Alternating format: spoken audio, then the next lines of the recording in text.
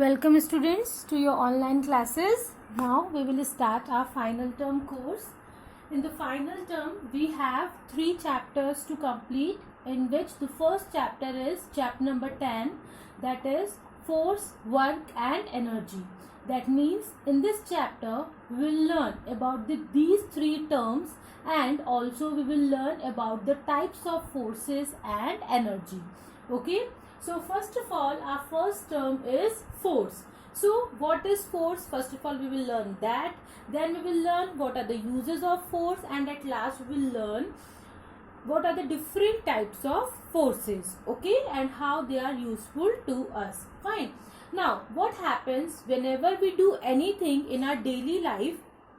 Either we push a substance or an object, or we pull it. Push means to in this way, and pull means to drag it away. Okay, so whatever we are doing, whatever thing we are doing, in that thing we have either push or pull on an object. Okay, so a push or pull applied on an object is actually called as force. Okay, whenever we want to move anything, suppose if I want to move this blackboard over there, then I have to push it, and if I want to move this blackboard in this direction, then I have to pull it. Okay, so if I want to move any object, then I have to apply something, and that push or pull is actually known as force. Okay, if you will look at your book, then you will find an activity, and in that activity 4-5 boys or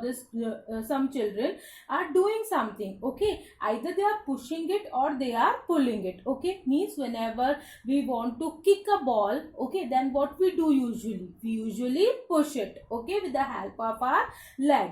Okay, and next thing is, if you want to just I can say, if you want to take out the grasses or the flowers from the garden, then we usually do this. So what is this? This is not pushing, this is pulling. Okay, we are dragging them out. Okay, so for doing anything or for moving anything, we have to apply force in the form of pushing or pulling. Okay, so now next is uses of force. What are the uses of force, and which things we are using, in which work we use, or what how a force is useful to us. Okay, so in that, first one is, a force is used to move an object.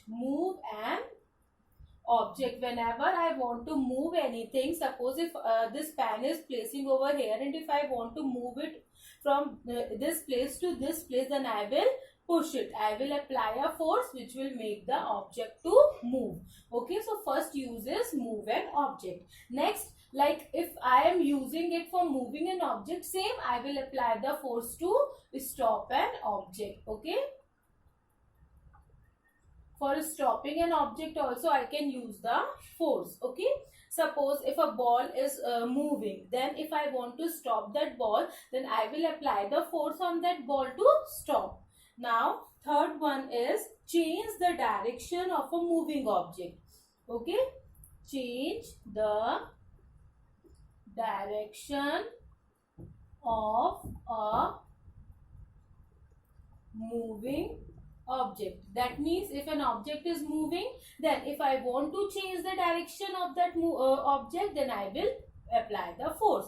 Take one example. Suppose a bowler has bowled, means a bowler has thrown a ball, okay, to the batsman, and if the batsman wants to change the direction of that ball, then what that batsman will do? He will apply the force with the help of bat. Okay, so by applying the force on that ball, the direction of the ball gets changed. Okay, so this is how the force is used to change the direction of a moving object. In similarly, you can take some another examples also in this reference. Next use is change the shape of an object. How you can change the shape of an object? Suppose if you are having a clay, shape of object. Suppose you are having a clay, okay, and if you want to make different shapes of the from that clay, then you will have to apply the force in a particular direction to make that clay into a particular object. Okay, and if you have a elastic band in your hand, and if you want to stretch it, if you want to change the shape of that, then again you have to apply the force to change the shape of the object. So in this way we can apply the force to change the shape of an object. And the last one is increase or decrease the speed of an object. If the object is in motion, okay, or if it is in movement, then by applying the force we will change the speed. We will increase or decrease the speed of a moving object. Okay, whether if we will apply the force in the direction of the movement, suppose if an object is moving in this direction and if I will apply the force in this direction only, then the speed will increase. And if I will apply the force in the opposite direction to the movement of an object, then I will decrease the speed of the object. So this is how we have different uses of forces. Okay, now we will learn about the different types of forces. Fine. Now students, as in your class there are only two types of forces, but when you will move to the higher classes, like in the 5th and 6th standard, you will come to know the more types of forces. But right now we will learn about the two types of forces only.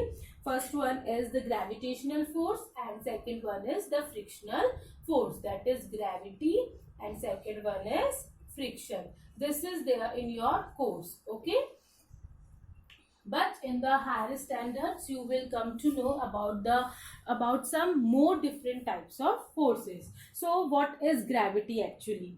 So for this we will once take an example. Suppose you are throwing a ball. Okay, suppose you are throwing a ball. Means you are throwing the ball in the upward direction towards the sky. Then what will happen? You will see that after a certain height, the ball again came back on the ground. Okay, the ball again came back on the ground. Why does this happen? Okay, so the answer for this question, that if I am throwing the ball in the upward direction and after a particular time, after attaining a particular height, it will move back to the ground. So the answer for this question is gravity.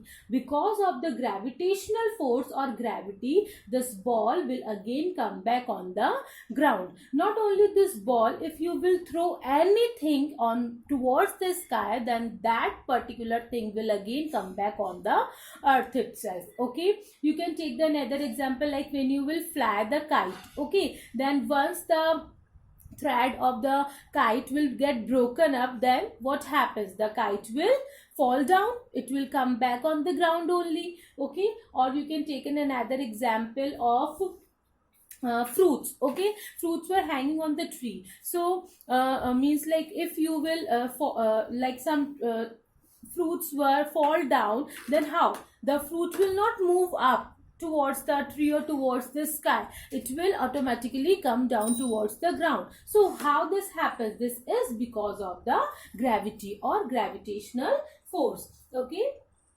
so the gravitational force is actually that force which pulls means अपनी तरफ खींचना, push means होता है पीछे की तरफ धकेलना, pull means होता है खींचना. ठीक है, means dragging towards themselves. Fine. So it pulls every object. This gravitational force pulls every object towards the center of the earth. Okay, towards the center of the earth. Now students, just try to understand this. We all are living on the surface of the earth.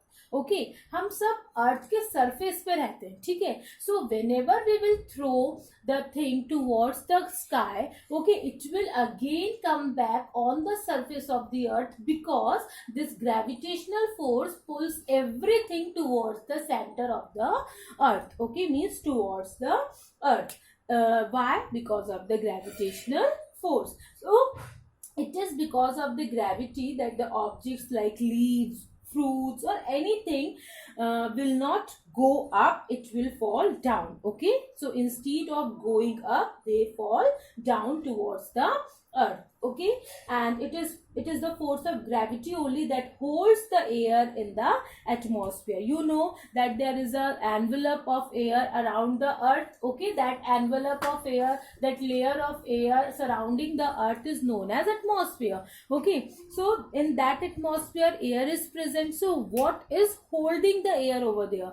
That is the gravitational force only. Okay, it makes the earth, or it pulls the earth towards the center of the earth, and because of that earth will remain there in the atmosphere. It will not go up or like that way. Okay, so that is all about the gravitational force. Now students, in the next class we will learn about the frictional force and about the work. Okay, so that's all for today students.